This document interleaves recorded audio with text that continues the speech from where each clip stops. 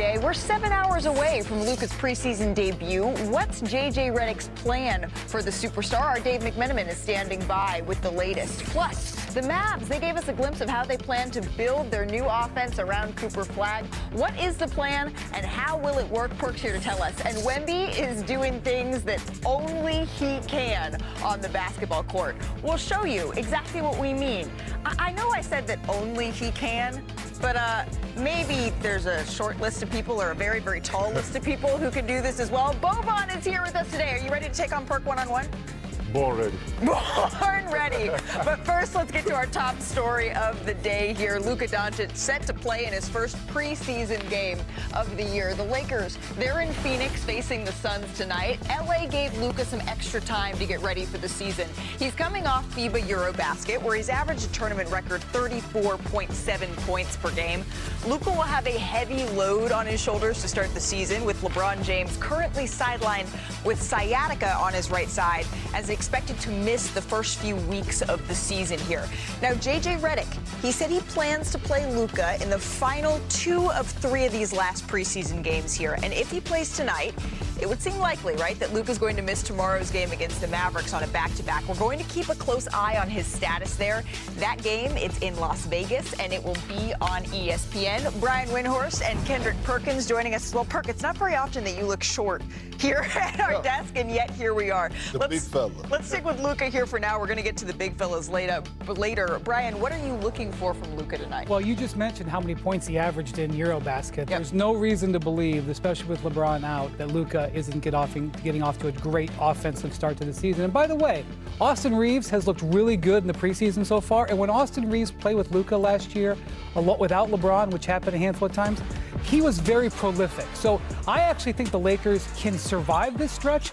You have Luka and Austin Reeves leading the scoring. It will allow them to play 2 defenders in Jared Vanderbilt and Marcus Smart, who's also going to make his Laker debut tonight.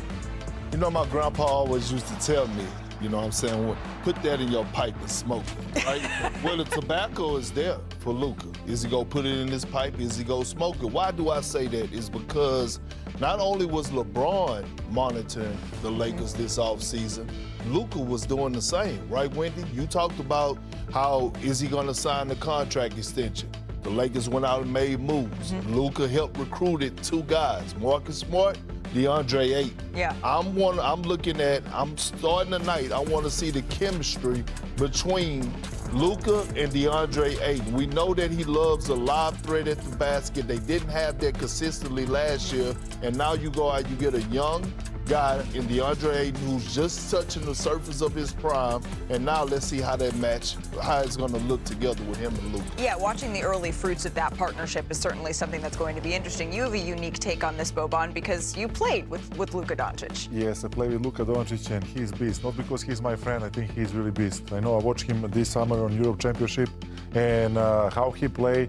Okay, full respect to all Slovenian players, but without him, like, they will not be what they be, and they have a great game, and they almost win Europe Championship Germany. Boban, imagine if he had played for Serbia, as he could have. Oof. Boban played for Team Serbia. Imagine if Luka played for Serbia. Oof, we will be unstoppable. Jokic and him together, and Jokic become like lob threat too. Well, that's what that unstoppable, that beast nature is what the Lakers are hoping that they're going to get out of Luka starting tonight. Yeah, so Luka's in an interesting spot here. So the Lakers obviously have made some additions, as Perk mentioned this year with DeAndre Ayton, to try to make this year special. But they're sort of in the interim here, because when you look at their roster, 8 of their players are free agents after this year. Luka signed his extension long term. As the Lakers try to figure out who their future is around Luka, I'm not so sure if any of these guys, probably Austin Reeves would be my number 1.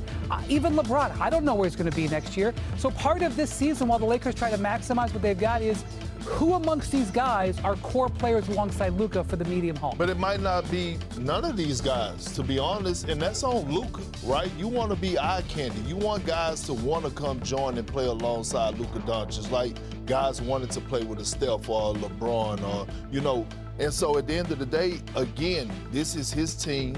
You want to make sure that you still have, you know, the mindset, the focus, the discipline to say that, hey, I want to go over there and play with Luka. So again, It's a test season for them. I get that part, but again, it's a test around the league because all eyes are going to be on Luka Doncic. Including LeBron James, right? Dave McMenamin has talked on this show before about how LeBron early in the season is going to be watching the way that this Lakers group looks. We know that the Lakers outscored opponents by 152 points when Luka was on and LeBron was off last year. That's what they are trying to build on, that team that finished third in the Western Conference. We did have some great action, though, on the court last night. Brian, I know you're not crazy about the preseason, but you got to be crazy about this. Victor put up his biggest game that we have seen thus far, the Spurs in Indy last night. This is how this one went down. Early in the first quarter, the Spurs on the fast break with Wemby leading the break. What? This is what he can do. I mean, in all honesty, he probably should dribble a little bit less, but he's really good with the ball. He's not listening to you here. Gets the steal, runs the floor, lobs it to Stephon Castle. Perk, we're used to seeing him catch the lob. I know, but look, that's the beauty of having a guy that's 7'3", 7'5". Oh! KD and Shaq combined right there. God bless America. A little later in the quarter, Wemby hits the step-back three. This package of highlights is crazy. Exactly. 10 now for Wemby. He's made his first 6 shots for anyone who is counting here. Harrison Barnes at the free throw line. Wemby just effortless putback. Easy. You could do that, right? I can do that. I can try to do that. 19 first half points for Victor Wembanyama. And as we mentioned earlier, there's not that many people that can do that flat-footed. Boban is one of them. Third quarter here, Spurs down 9. Barnes lobs it up to Wemby. Perky throws it down again. I mean, that's what I love, though, the mixture, Malika, playing inside out, and this young man right here, Dylan Harper.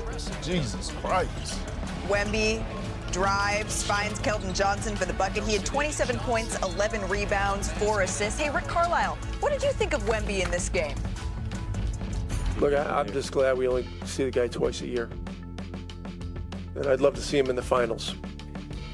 You know, actually it's gonna be 4 times a year this year because we play him again on Friday, which is great because he presents a different kind of challenge, and this is a great opportunity for our centers to have to navigate a different style of unicorn type player. I mean, that's a fact. So Victor is just 21 years old, and his growth plates are still open. When he was a rookie, he was listed at a tiny 7'3". A couple years later, he's now listed as 7'5". And we've seen all types of measurements on Victor's true height.